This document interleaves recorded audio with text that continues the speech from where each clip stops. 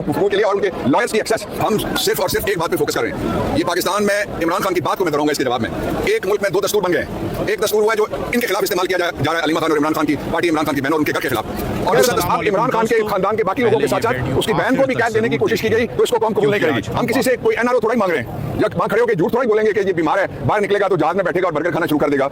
ये नवाज शरीफ कर सकता है, इमरान खान सोच भी नहीं सकता ना उसके लोग सोच सकते हैं। हम ये कहते हैं कि रसाई दो फौरन इमरान खान तक, उनकी बहनों को, उनके बेटों को टेलीफोनिकली और उनके वकला को रसाई दो। और दूसरा हम ये कहते हैं कि फौरी तौर पे उनको इलाज दो। उनको फौरी तौर पे, ये एक मेडिकल इमरजेंसी का केस है इमरान खान का, इलाज उनका होना चाहिए फौरी तौर पे। और उसके लिए दो और प्री रिक्विजिट हैं। एक, जब इलाज हो तो उनकी फैमिली, अलीमा खान, दूसरे लोग साथ हों। दूसरा ये है कि उनकी मर्जी के डॉक्टर हों। और ये जो मर्जी वाली बात है, ये कोई मैं अपनी तरफ से नहीं कह रहा, या मैं कोई अलीमा खान साहब की तरफ से नहीं कह रहा, या उनकी फैमिली की तरफ से नहीं कह रहा, या पार्टी की तरफ से नहीं कह रहा। ये तो मौजूदा चीफ जस्टिस साहब ने अपने ऑर्डर में लिखा हुआ है। जब पहली दफा रात को लेकर गए थे, जो ऑर्डर उन्होंने किया था, उन्होंने लिखा कि इमरान खान की मर्जी के डॉक्टर्स को भी शामिल किया जाए। नहीं किया गया अभी तक। ये जुल्म की इंतहा है। इस तरह दूसरे किसी मुल्क में किसी सियासी कैदी के साथ किया, किसी और बड़े जुर्म के कैदी के साथ भी इस तरह से नहीं किया गया जो इमरान खान के साथ सलूक हो रहा है। इससे काम तब आएगा जब इमरान आएगा। और आखिरी बात मैं ये कहना चाहता हूँ आपसे कि ये जो जुल्म की रात है, काली रात, इसको जितना लंबा करने की कोशिश करेंगे इतना मुल्क कमजोर होगा।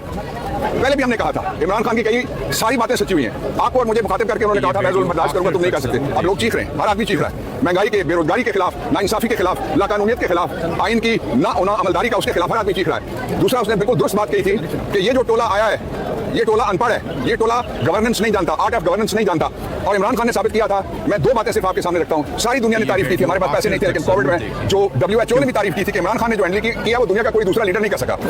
और उसके बाद हमारे ऊपर इंडिया ने रोक डालने की कोशिश की थी, उसको हमने जवाब दिया। यानी कोई महाज ऐसा नहीं था जिसमें इमरान ना लड़ाओ। इसलिए अब हम फर्ज करते हैं ये होश के नाखून लेंगे, लेकिन ये होश के नाखून इनको नजर नहीं आ रहे। इसलिए पाकिस्तान की कौम के सारे अफराद से ये दरखास्त है कि वो जहां से भी आवाज बुलंद कर सकते हैं इमरान खान की फौरी रिहाई के लिए और उनके फौरी इलाज के लिए और उनकी बहनों और फैमिली की मुलाकात के लिए और उनके बच्चों के साथ टेलीफोन गुफ्तगू के लिए और उनके लॉयर्स की एक्सेस। हम सिर्फ और सिर्फ एक बात पे फोकस कर रहे हैं। ये पाकिस्तान में इमरान खान की बात को मैं दोहराऊंगा इसके जवाब में। एक मुल्क में दो दस्तूर बन गए। एक दस्तूर हुआ है जो इनके खिलाफ इस्तेमाल किया जा रहा है, अलीमा खान और इमरान खान की पार्टी, इमरान खान की बहन और उनके घर के खिलाफ। और दूसरा दस्तूर हुआ है जिसमें मुल्ज़िम सारे उनको खुली छुट्टी है।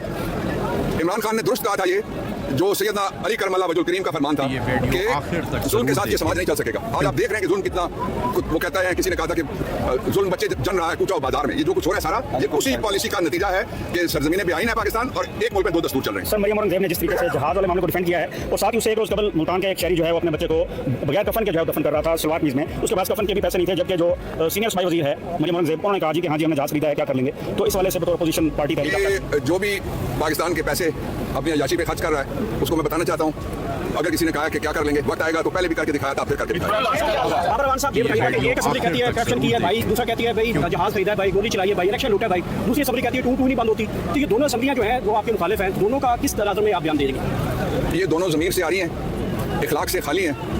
आपके लिए उनके दिल में कोई जगह नहीं है और ये पाकिस्तान उनके लिए चरागाह है। यहाँ से वो चढ़ते हैं और फिर अपने जो उनके सियासी बाप दादा हैं, वो अमेरिका हो, वो बरतानिया हो, वो बेल्जियम हो, वो दुबई हो, वो कतर हो या शतर हो या मतर हो, इनका पाकिस्तान में उनको पता है कि वोट में हमें लेते पड़ना है। शरारती काका जवाब ठीक हो गया तुम्हारा। सर, इकबाल अफरीदी को चेयरमैन पीटीआई ने शोकाज नोटिस जारी किया, जबकि आजाद ऐसे इलेक्शन लड़ने के बाद वो एसआईसी में शामिल हुए थे। चेयरमैन एसआईसी को शोकाज जारी कर सकते हैं, तो चेयरमैन पीटीआई को वोट किस तरह से मैं जाती ओपिनियन देने लगा। इकबाल अफरीदी ने जो कुछ पार्लियामेंट में किया, हर पार्लियामेंटेरियन का ये फर्ज है कि वही करे।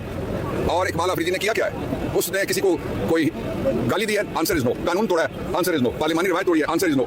जब दस्तूर में लिखा हुआ है कि इतने लोग होंगे और हाउस चलेगा और उसको कहा गया है कोरम, वो अगर पूरा ना हो तो जो कोरम की निशानदेही नहीं करेगा वो अपना दस्तूरी फरीजा नजरअंदाज करेगा। इकबाल अफरीदी को मैं 3 दफा पार्लियामेंट्री अफेयर्स का मिनिस्टर रहा हूं, मैं लॉ एंड जस्टिस का मिनिस्टर रहा हूं। मैं इकबाल अफरीदी को इस काम पे जो उन्होंने किया कोरम की निशानदेही, उनको कहना चाहता हूं आइंदा जब भी जाओ फिर करना, मैं उसको शाबाश देता हूं। शोकाज पे आपका क्या मौक़िफ़ है कि बैरिस्टर गौर चेयरमैन पीटीआई हैं, जबकि मेंबरान जितने एसआईसी में वो शामिल हुए थे, तो वो कैसे? एक चीज़ बता दूं कि एक दिन हमने इकबाल अफरीदी का कोई झगड़ा चला था पार्लियामेंट के अंदर, तो किसी ने हमें बताया, हमने जाके खान साहब को बताया कि जी वो कह रहे थे कि अगर शहबाज शरीफ आए तो उसकी स्पीच नहीं सुननी है, आपने प्रोटेस्ट करना है क्योंकि इमरान खान के साथ जुल्म हो रहा है। तो खूब हंसे और बड़े खुश हुए, कहते बड़ा चीता है इकबाल अफरीदी, क्योंकि वो पसंद नहीं करते थे कि गुडी किस्म की वो जो हर दफ़ा कहते थे सारों को कि मैं उस पर नाराज़ होते थे, आपको पता है। और जो लोग अंदर जाते थे सहाबी भी, उनको भी ये बात पता है। तो इकबाल अफरीदी को तो कहते थे चीता है। तो अगर इमरान खान और हम सारे तो अप्रीशिएट कर रहे हैं उनको, वो हमेशा यहाँ पे भी हमारे साथ होते हैं, यहाँ पे ट्यूसडे को।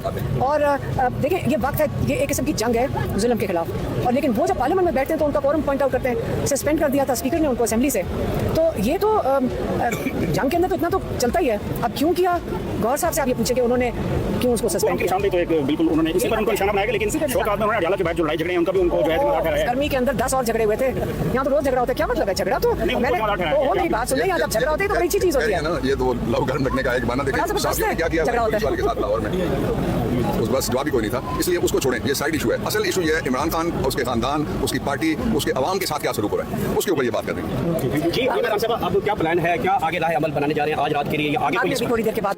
अगर वीडियो अच्छी लगी हो तो लाइक, शेयर और सब्सक्राइब जरूर करें। ऐसी ही मज़ीद दिलचस्प और ब्रोक्त मालूमात के लिए हमारे साथ जुड़े रहें।